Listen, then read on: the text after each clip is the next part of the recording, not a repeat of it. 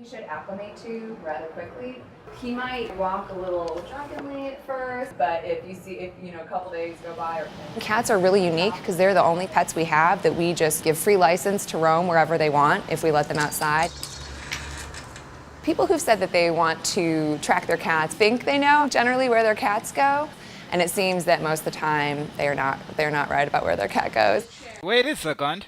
What is she talking about? I already know where my cat's gonna go. I should have known that you would be here, Professor McGonagall.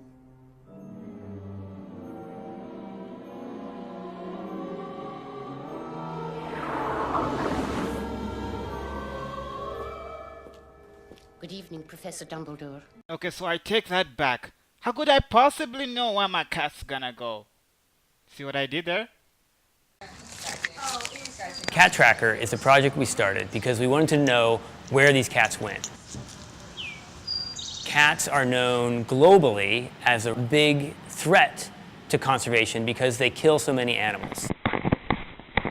But in the United States, there are a lot of predators running around. So we wanted to know how far are these cats going into the natural areas. Dude, how could you leave us like that? I was rooting for you.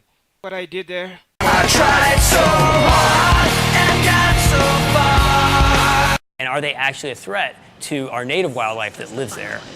Oh, so without the whole nother. We're working initially in the North Carolina area where we have tracker units, and we're loaning them out to people to put on their cats for a week or two at a time. So far, most of the animals are staying pretty close to home, but certainly they are making some side trips. They're visiting other houses, which is pretty interesting, so we're starting to wonder, what's luring them, and some of them are starting to go into some of the natural areas around their houses as well. Frozen? Oh, so you kind of drunk, drunk staggery walk? Yeah. It's important to know, is it 10% of the cats that move a long way, or is it 1%, or is it 0.1%? Because we start dealing with the billions and billions of cats that are out there. If it's 1%, that could still be a lot that are hunting. When people find out where their cats have gone, they generally react with a lot of shock to see where Fluffy Pants went. And they almost feel betrayed or shocked. Their responses are always like, oh my goodness, I am going to have to talk to that cat. We're also starting to find some interesting details in the story of these cats. We had one cat where it stayed home all the time. Then all of a sudden, it went to a house and then came back. And we thought, well, what is this? Is it GPS error or something like that? She's like, my body's betraying me. Turns out they were out of town that weekend, and the house that it went to is where they used to live. It somehow remembered where it used to live. It knew how to get there, even though it had to cross a busy street. It's kind of risky, actually. Well, so this one example tells us that cats have long-term spatial memory and that they can navigate around Wait this a area. second. How can you even call that navigation? That's not navigation. That's witchcraft.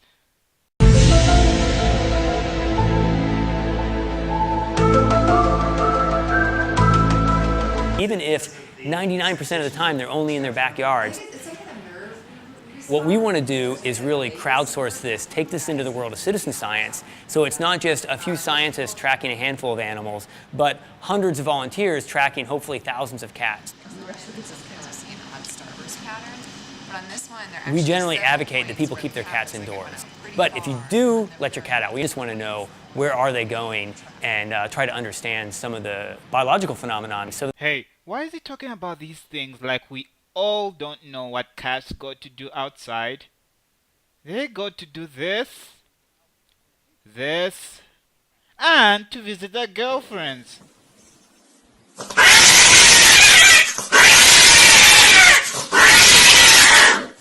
that we can help in the future minimize the impact of cats on wildlife. Possible.